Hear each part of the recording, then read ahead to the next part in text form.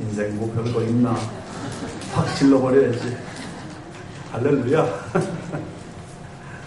참으로 행복한 사람, 이런 제목으로 제가 잠시 말씀을 드릴 텐데 기도 한번 합시다. 하나님 아버지, 짧은 인생 사는 우리들 의미와 보람으로 충만한 생을 살도록 인도하여 주시옵소서.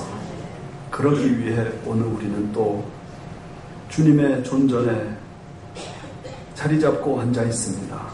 하나님, 우리 두 귀에 주의 음성 들려주셔서 오늘도 주 듣다가 승리하는 삶을 살게 하여 주시옵소서. 예수님의 이름으로 기도하옵나이다. 아멘. 세상에 행복을 원하지 않는 사람이 있겠습니까? 모든 사람은 다 행복을 바랍니다. 인생의 목적이 행복이라고 할 수도 있습니다. 그래서 유명한 소설 데미안의 작가 헤르만 헤세는 이런 말 했습니다. 인생에 주어진 의무는 다른 것은 아무것도 없다. 그저 행복하라는 의무 하나뿐이다. 우리는 행복하기 위해 세상에 온 것이다. 여러분, 행복하시기 바랍니다. 인생에게 주어진 의무가 행복 외에 아무것도 없대요. 그러니 우리는 어떤 수단 방법이든지 동원해서 내 자신이 참으로 행복한 그런 사람이 되기를 열망해야 되고, 그런 열망을 가져도 되고, 아니 그런 삶을 꼭 살아야 될 줄 믿습니다. 그런데 문제는 막상 행복한 사람이 그렇게 많지 않다는 것입니다. 어떻게 하면 행복할 것입니까? 가장 높은 자리에 앉아서 부와 명예와 권세를 다 쥐고 흔들면 행복할 것인가? 그렇지 않다는 것입니다. 19세기 온 유럽을 지배하고 최고의 권좌에 올랐던 나폴레옹은 유배된 세인트 헬레나 섬에서 쓸쓸히 죽어가면서 이런 말을 했습니다. 내 생애 속에 행복했던 날은 단지 6일에 불과했다. 그 6일이 어떤 날일까? 그가 황제로서 대관식 하던 날일 수 있겠죠? 그가 사랑하는 아름다운 여인 조세핀, 마지막 순간까지 그 이름 불러가면서 죽었던 그 조세핀과 결혼한 날, 그날 행복했겠죠? 그리고 또 뭐 며칠 더 있단 말이에요. 결국 그런 부와 명예와 권세와 인간이 가지고 있는 모든 좋은 조건들이 우리의 행복의 요소가 아니다 하는 사실을 보여줄 뿐입니다. 2009년에 보스턴에 있는 글로브라고 하는 잡지에서는 미국 대통령 자리와 노화 속도의 연관성이라는 주제로 글을 냈습니다.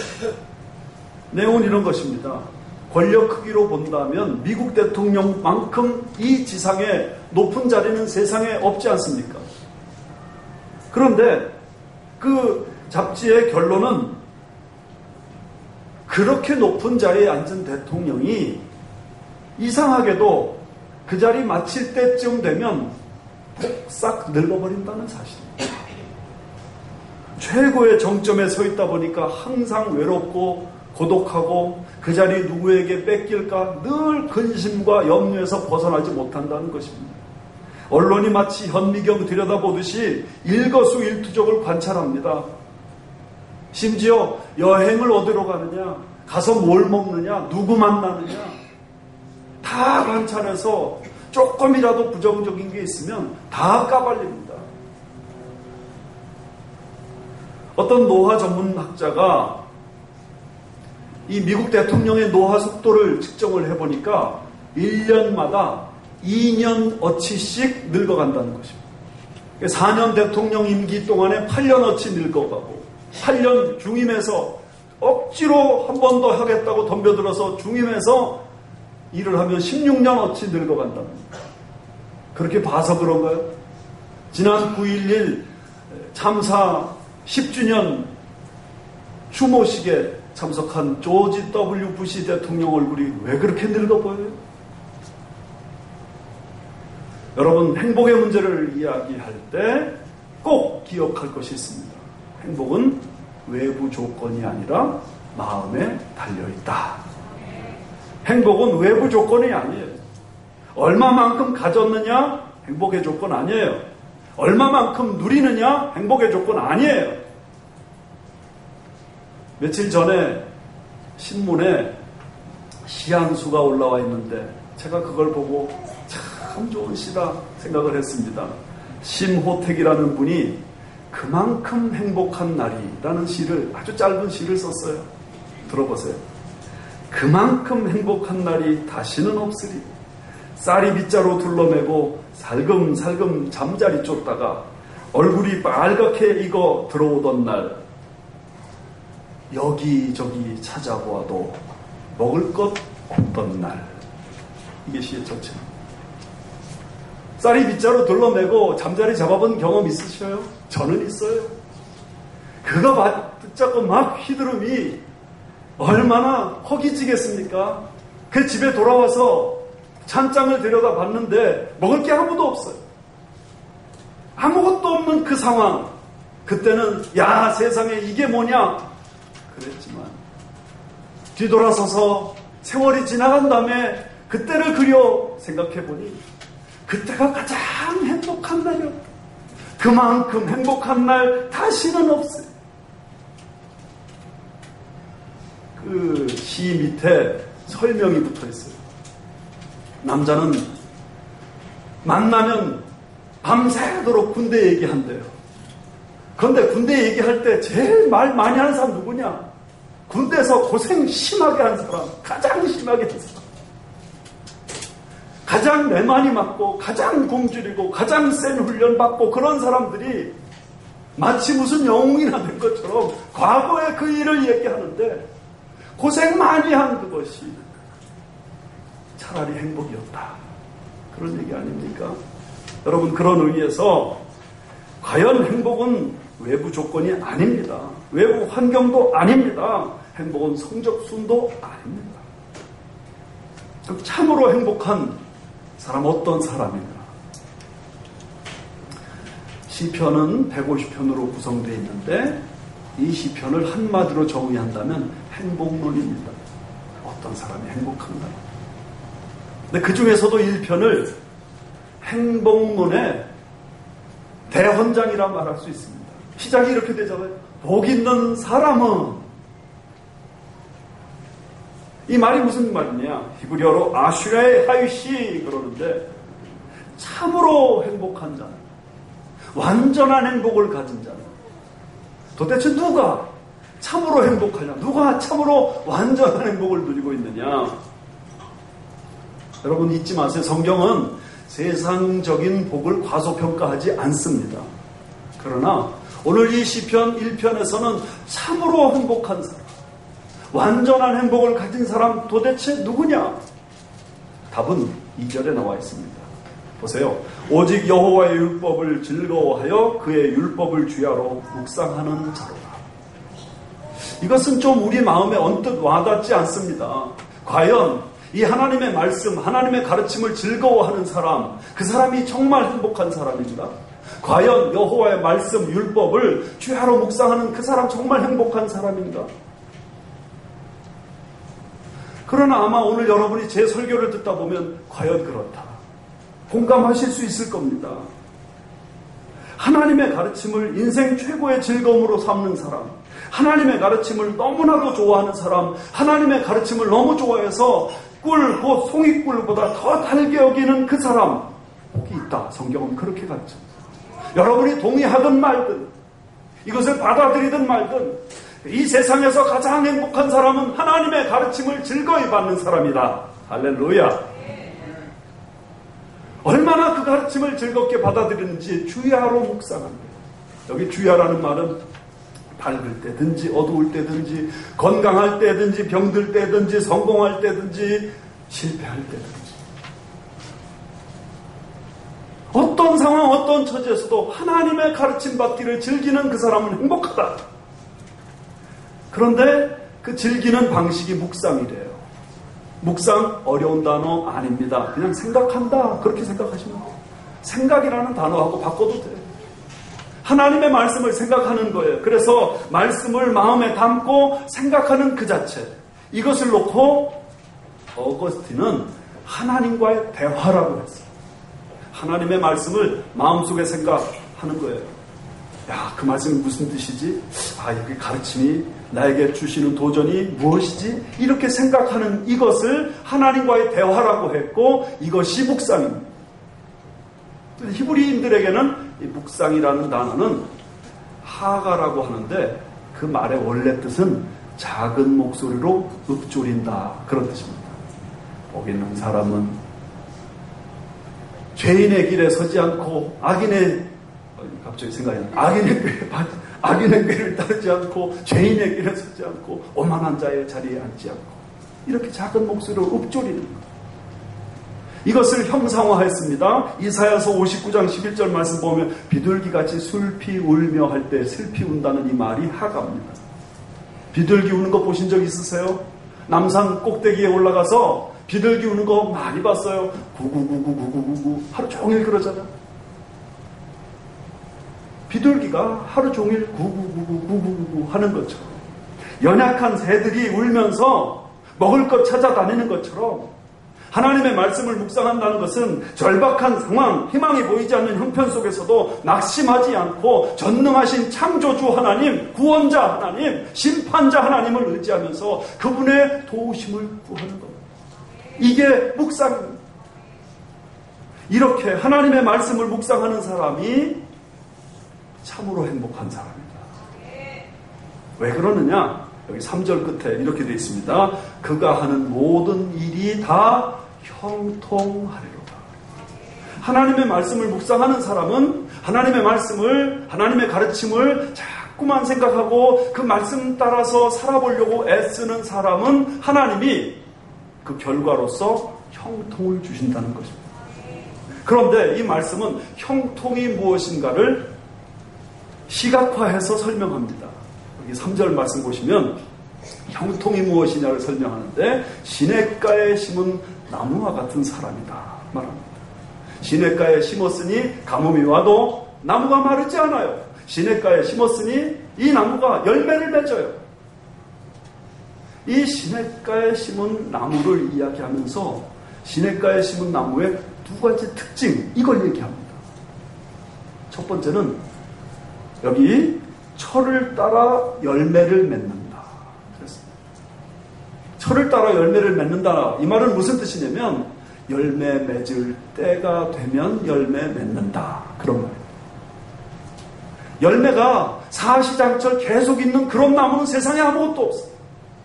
정상적인 나무라면 항상 때가 되면 열매를 맺는 것입니다.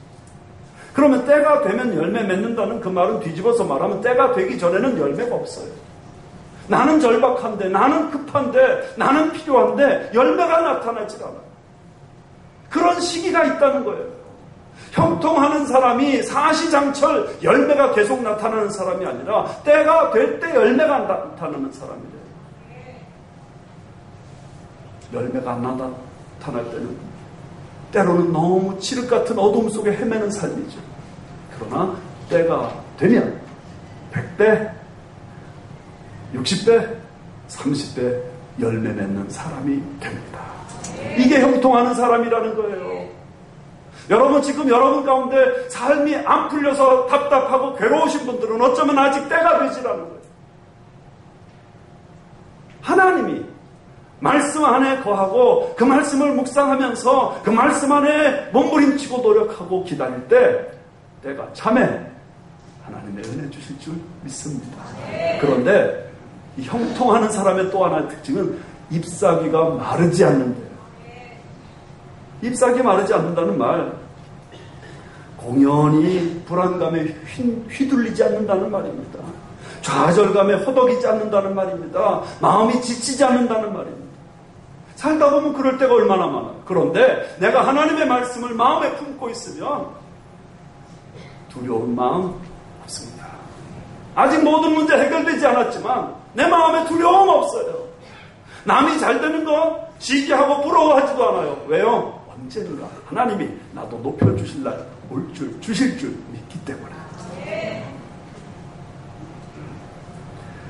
그렇다면 하나님은 이렇게 하나님의 말씀을 묵상하는 자, 하나님의 말씀을 즐거워하는 자, 그 말씀을 늘 생각하는 자에게 어떻게 형통을 주시는가?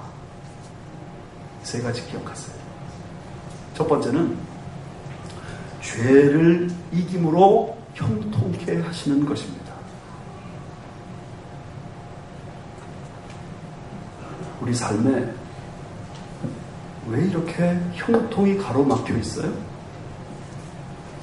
그 근본 원인 따지고 들어가면 죄입니다. 개인이 왜 불행한가? 죄 때문에. 가정이 왜 깨지고 다투고 금가서 서로 원망하고 쪼개지는가? 죄 때문에. 왜 사회가 흔들립니까? 왜 이 나라가 그렇게 안전하던 나라, 그렇게 강건하던 나라가 지축이 흔들려서 불안해서 살 수 없을 정도가 됩니까? 깊이 따지고 들어가면 다 죄. 여기 그래서 시편 1편 1절에 보세요. 복 있는 사람은 악인들의 꾀를 따르지 아니하며 죄인들의 길에 서지 아니하며 오만한 자들의 자리에 앉지 않는다 그랬는데, 악인들의 꾀, 죄인들의 길, 오만한 자들의 자리, 공통점이 뭡니까? 악인들에게는 다 죄가 있답니다. 죄가 있어요. 죄 때문에 불행한 거예요.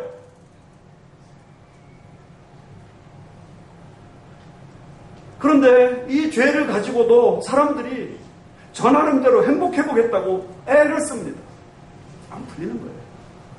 심지어는 더 행복해보겠다고 죄를 지어요. 안 풀리는 거예요. 어떻게 되느냐? 바람에 나는 겨와 같아요.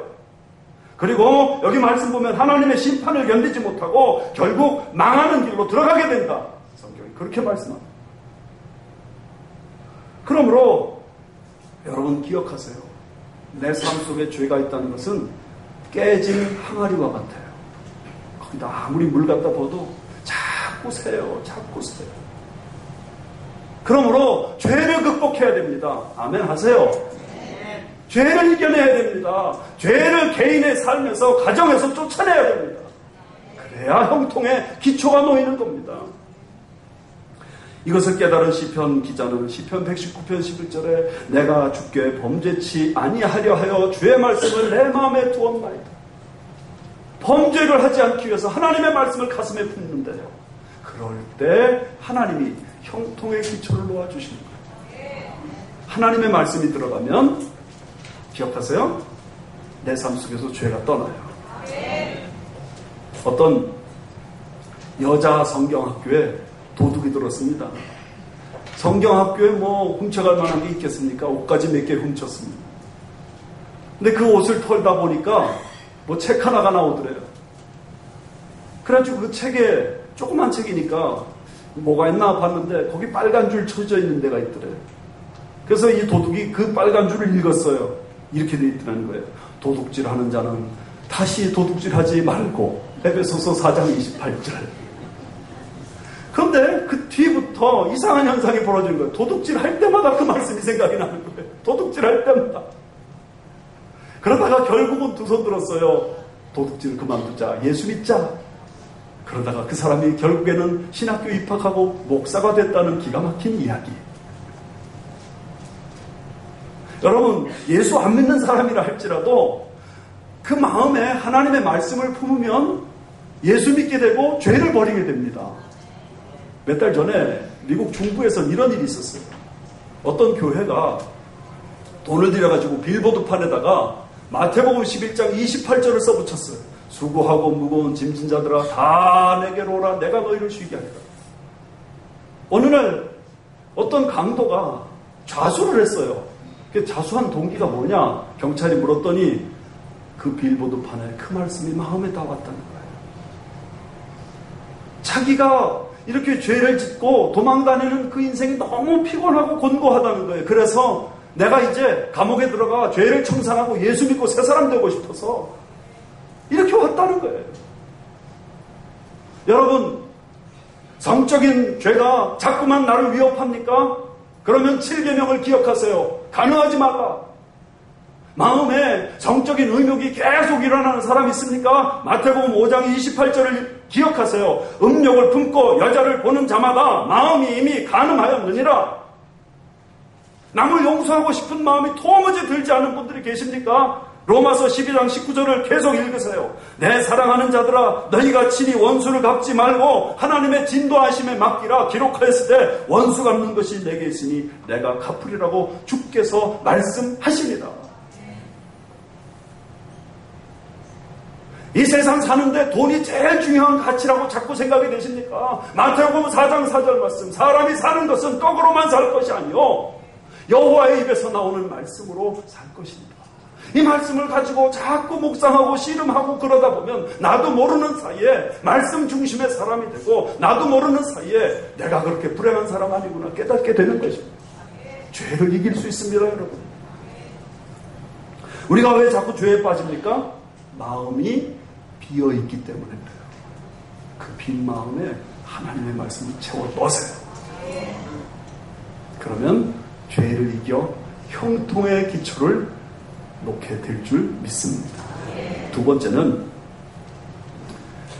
위로해 주심으로, 하나님의 말씀을 즐거워하고 이 말씀을 묵상하는 자들은 위로해 주심으로 형통의 길로 나가게 해 주십니다. 사람이 살다 보면 참 곤란을 당할 때가 많잖아요. 고난 당할 때가 많잖아요. 그럴 때 하나님의 말씀이 내 마음을 서포트해주고 세워주고 격려해주고 힘을 줍니다. 이걸 깨달은 시편 기자 시편 119편 50절에 이렇게 말합니다. 이 말씀은 나의 고난 중의 위로라. 주의 말씀이 나를 살리셨기 때문이니이다. 고난 중의 위로. 고난 가운데 많은 분들이 있으면서 그 고난을 대처하는 방식이 잘못됐습니다.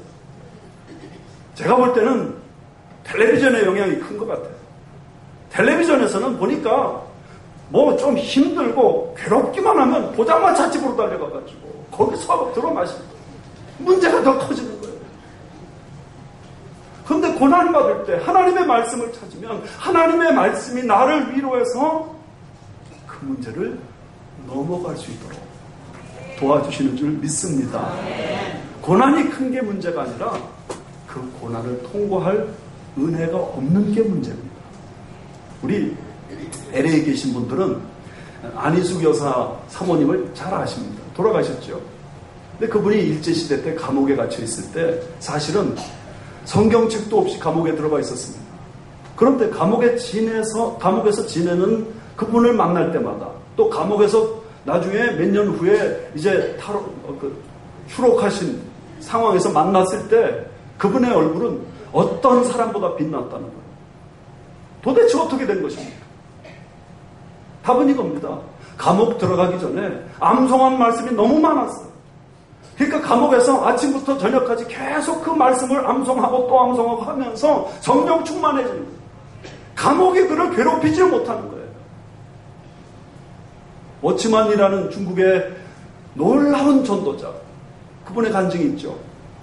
이분이 어떤 병에 걸려가지고 아주 고통스러워하면서 하나님의 도우신 은혜를 구했습니다. 그런데 병이 고쳐지질 않는 거예요. 어느 날 꿈을 꿉니다. 근데 커다란 양자강을 배 타고 지나가는데 그 양자강 한가운데 커다란 바위가 있습니다. 그래서 하나님 앞에 기도합니다. 하나님, 이 바위를 치워 주시옵소서. 그랬더니 하나님이 이렇게 말씀하시대요. 이 바위를 치워줄까? 이 바위를 넘어갈 수 있는 물을 줄까? 워치마니가 그때 대답하기를 넘어갈 수 있는 물을 주옵소서. 여러분, 문제가 아니라 문제를 넘어갈 수 있는 은혜가 없는 게 문제입니다. 그렇잖아요. 문제가 아니에요. 문제 없이 세상 사는 사람 누가 있어요.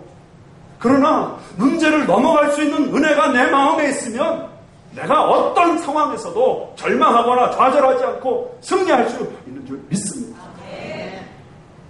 저는 생명의 삶을 아주 꼬박꼬박 열심히 읽는 사람입니다. 지난달 생명의 삶 뒤편에 보니까 유소정 자매라는 분이 간증을 했습니다.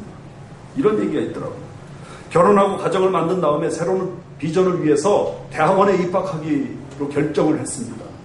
이게 하나님 섬기는 비결이다. 대학원 입학하겠다. 그런데 공부 자체가 너무 어려웠고 또한 입시 준비하는 기간이 4개월밖에 남질 않았습니다. 그래도 최선 다해보겠다 하고 외출도 하지 않고 공부에 전념합니다. 사탄이 계속 공격합니다. 열등감을 줍니다. 두려움을 줍니다. 그렇지만 이 자매님이 말씀과 기도로 물리치면서 계속 공부를 열심히 했습니다. 그렇게 힘들게 공부를 했는데 결과는 입학지원서 낸 대학원마다 전부 다 떨어졌다는 불합격 통보가 왔습니다. 크게 낙심을 했습니다. 그러면서 마음속에 이게 하나님이 내게 주신 비전이 아니라 내가 만든 비전 아니냐, 마음에 큰 상처가 내가 며칠 동안 집에서 외출도 않고 웅크리고 앉아 있었습니다. 그러다가 성경을 읽었습니다. 마침 마태복음 1장 22절 말씀이 그날 눈에 띄었습니다. 마태복음 1장 우리 별 말씀 있어요. 그 말씀 속에 누가 그렇게 은혜 받겠어요. 그런데 그때 이 자매가 1장 22절이 마음에 들어온 거예요. 이 모든 일에 된 것은 주께서 선자로 하신 말씀을 이루려 하심이니. 이 평범한 말씀이 자매 마음속에 들어왔어요. 모든 일이 된 것이 다 하나님의 뜻이 이루어지는 것이고 성경의 그 많은 약속들이 성취되는 것 다 하나님의 뜻대로 되는 것이구나. 그렇다면 나의 삶에 지금 이 찾아온 불합격조차도 하나님의 뜻 가운데 이루어진 것이겠구나. 자기 믿음 없음을 회개했습니다. 그러면서 하나님의 은혜를 구하고 이제 다시 공부를 준비하기로 결정을 하고 입시를 공부하기 시작한 며칠 지나지 않은 어느 날 추가 합격 통보가 왔대요. 여러분, 힘든 상황을 인간적 방법으로 해결하지 마세요. 사람 찾아다니는 거 인간적 방법, 술 퍼마시는 거 제일 나쁜 방법. 힘든 상황을 하나님의 말씀으로 이기세요. 제가 예배당 문제를 놓고 쉽지 않은 시간들을 보냈습니다. 그럴 때마다 제 마음에 도전이 된 말씀이 마태복음 19장 26절에 사람으로서는 할 수 없으나 하나님으로서는 다 하실 수 있느니라. 이 말씀이 고비고비마다 저에게 도전이 되고 힘이 돼서 믿습니다, 믿습니다, 도와주실 줄 믿습니다 했더니 하나님 주셨어요. 제가 워싱턴에 가서 전도폭발 훈련 받을 때 머물던 가정의 식구들에게 이간증을 했습니다. 하나님이 이렇게 해주셨다. 근데 마침 그분이 붓글씨 쓰시는 분이에요. 그분이 사람으로서는 할 수 없으나 하나님으로는 다 하실 수 있느니라. 붓글씨를 멋있게 써주셔가지고 제 방에 액자 만들었잖아요. 저는 그 말씀을 볼 때마다 주여, 예배당 문제만이 아니라 나의 삶에 닥쳐지는 모든 문제들에 대해서 하나님은 다 하실 수 있다. 불가능을 말하고 안 되는 것 말하고 부정적으로 말하는 것 포기하고 던져버리고 하나님이라면 할 수 있지 않겠는가? 다 깨져버린 가정도 하나님이라면 할 수 있어. 정말 만신창이가 된 인생이라도 하나님이라면 할 수 있어. 제가 그거 볼 때마다 주여, 저에게 저 마음을 주옵소서. 도전하게 하여 주옵소서. 두려운 마음이 드세요? 두려워 말라, 놀라지 말라. 나는 내 하나님이 되리라. 내가 너를 도와주리라. 내가 너를 굳세게 하리라. 내가 나의 의로운 오른손으로 너를 붙들리라. 그런 말씀 붙잡고 위기를 넘기는 겁니다. 주님이 도와주실 겁니다. 말씀이 없어서 문제를 뛰어넘을 은혜가 내게 없어서 문제죠. 세 번째, 지혜를 얻게 해주십니다. 그래서 형통케 하십니다. 시편 19편 7절 말씀 보면 여호와의 증거는 확실하여 우둔한 자로 지혜롭게 한다고 했습니다. 119편 98절 말씀 보면 주의 계명이 나를 원수보다 지혜롭게 하나요. 원수가 눈을 부릅뜨고 나를 꺾으려고 몸부림치잖아요. 그런데 하나님의 지혜 가운데 있으면 그 원수를 이겨냅니다. 막힌 상황을 뛰어넘어갈 수 있는 은혜를, 축복을 주실 줄 믿습니다. 여러분, 한국 IMF 때 참 다 어려웠는데 그때 가시곡이라는 소설이 베스트셀러가 된 것 기억하고 계시죠?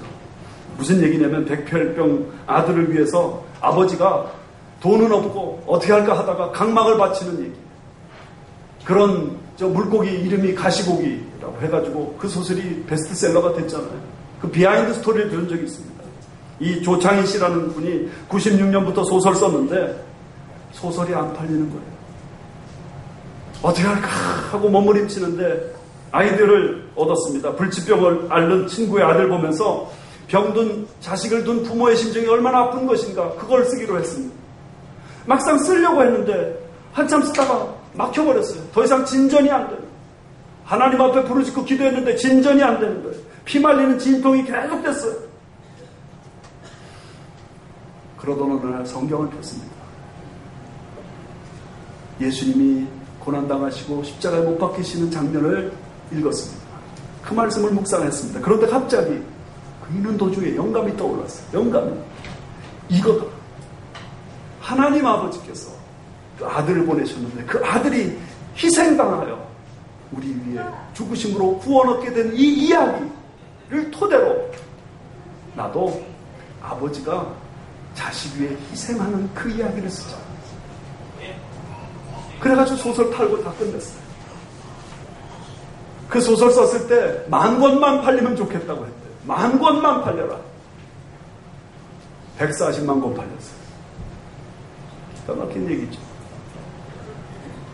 날마다 내 머리만 짜고 있으면 이게 안 되는 겁니다.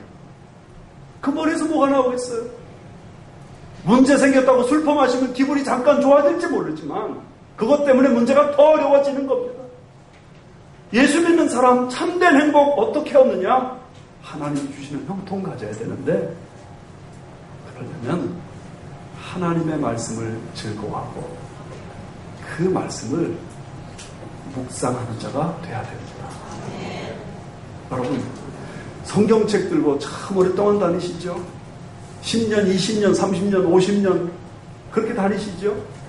근데 이 말씀이 나의 삶의 문제를 해결하고 나에게 형통을 주는 말씀입니까? 이 말씀이 나의 삶에 형통을 주는 말씀입니까? 아멘만 할 것이 아니라 정말 자신을 돌아보면서 이 말씀이 나의 삶에 얼마만큼 형통을 주었느냐 여기에 길이 다 있다고 하는데 나무에 결이 있듯이 성경에도 결이 있습니다. 무작정 읽기만 한다고 되는 게 아닙니다. 그래서 훈련받는 겁니다. 어떻게 읽으면 좋을까? 어떻게 해야 이 성경을 좀 더 잘 깨달을까? 이번에 아직 신청하지 못하신 분 마지막 찬스입니다. 신청하세요. 이번에 안 하실 분이라면 다음번에라도 꼭 하세요. 그래서 하나님의 이 인도하시는 방법을 내가 배워야 돼요. 성경이 1189장에 얼마나 양이 방대합니까?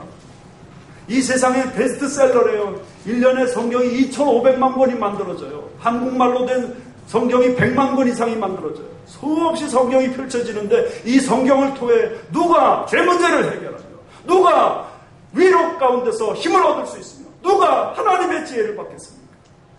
이 말씀을 읽는 자요, 이 말씀을 묵상하는 자요, 이 말씀의 가치 안에 순종하는 자인 줄 믿습니다.